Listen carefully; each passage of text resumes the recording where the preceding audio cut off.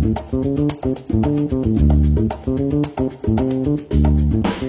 ngomong-ngomong soal pinjam-pinjaman nih Mas, ini mungkin sekarang lagi rame juga sih Mas. Dengan kemudahan teknologi, akses untuk pinjam uang menjadi lebih mudah.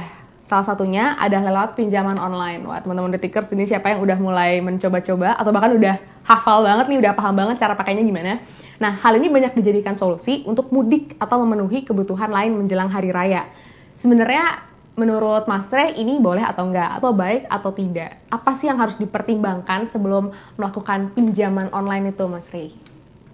Kalau pertanyaannya adalah baik atau tidak, bisa saya sampaikan untuk mudik atau memenuhi kebutuhan di Hari Raya Idul Fitri dengan pinjaman online adalah tidak baik.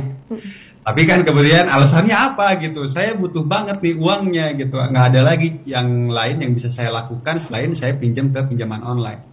Nah, kalau teman-teman Detikers semua kemudian tertarik dengan yang namanya pinjaman online, perlulah dipahami dan diketahui bahwa pinjaman online itu memang memberikan kemudahan untuk Detikers semua, untuk teman-teman semua. Tapi di sisi lain, ada bunga dan denda yang akan memberatkan teman-teman semua nantinya. Bunga yang dibebankan oleh pinjaman online itu kisarannya sekitar 0,6% sampai dengan 0,8% per hari ya, ini bukan per bulan.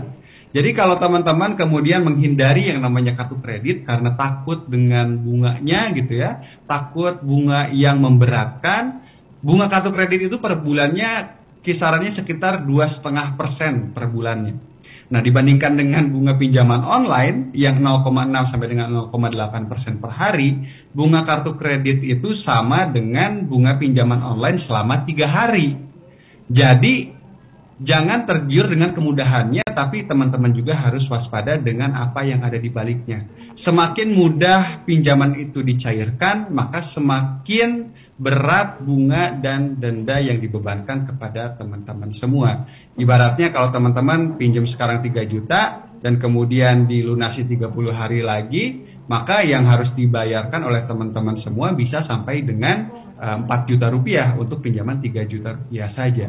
Jadi ada beban 1 juta rupiah yang harus dibayarkan oleh teman-teman nantinya, dan saya yakin itu akan memberatkan teman-teman semua. Kenapa? Karena pinjaman yang digunakan oleh teman-teman semua, Detikers semua untuk hari raya gitu ya, apalagi mungkin untuk mudik, terus kemudian untuk beli baju baru, apalagi mungkin untuk beli gadget baru dan lain sebagainya, itu bersifat utang yang konsumtif, utang yang tidak memberikan nilai tambahan kepada teman-teman semua dan habis dikonsumsi begitu saja. Jadi yang bisa memberatkan teman-teman semua dari pinjaman online itu, sehingga kemudian saya tidak menyarankannya untuk diambil oleh teman-teman semua, adalah karena bunga dan dendanya yang sangat-sangat besar yang akan membebani teman-teman semua. Coba deh, saya yakin teman-teman semua Detikers ini pada punya TikTok ya.